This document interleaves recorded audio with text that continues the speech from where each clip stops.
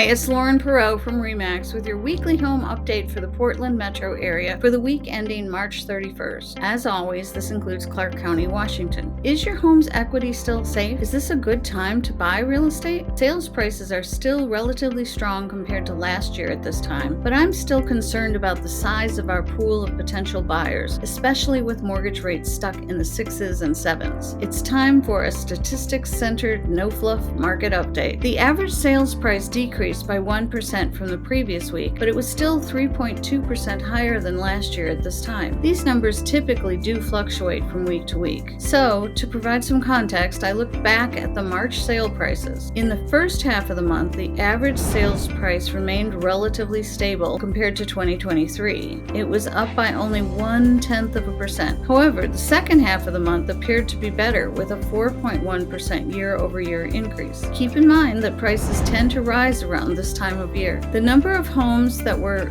new to the for-sale market this week was down by 24% compared to the previous week. This could have been the result of sellers holding off on listing due to the upcoming Easter weekend. We'll have to see if these numbers rebound during this next week. It's notable that the supply of homes that buyers had to choose from decreased, only just slightly, but decreased for the first time in about 8 weeks, probably due to this low number of new listings. When it comes to demand, the number of purchase agreements signed by both buyers and sellers this last week was down from the previous week, but still higher than what we were seeing last year in 2023. And that's been a trend we've been watching for a couple of months now. If you've been following these updates, you will recall that I've been slightly concerned about the low number of Lockbox opens, which is one of our best indicators of strong buyer intent. That is, buyers out looking at homes with their agents. Well, we're definitely lagging behind last year's numbers in Oregon, and I'm still a little worried that our pool of potential buyers this year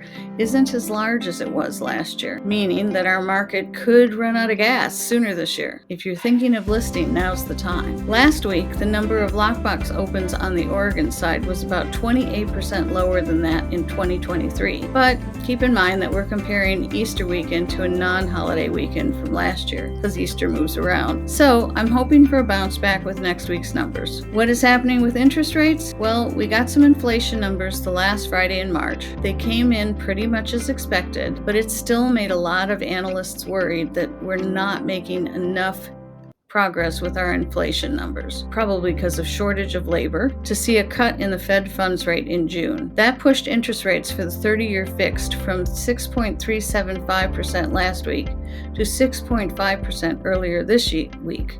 That's the best case scenario from Wells Fargo. As of Thursday morning, interest rates were back down to 6.375%, with most lenders just shy of 7%, plus or minus a little bit. And it also depends on exactly the type of loan. And just like that, we've completed the update. If you're interested in buying, selling, or simply learning more about the Portland market, I have the numbers to help you turn your curiosity into confidence. So please like this video or subscribe to our newsletter to stay informed, empowered, and ahead of the curve. I'll catch you right here next week. Oh, and if you need anything in particular, give us a call at 503-683-1885 or send an email to lauren@pdxhomesforsale.com. Thanks.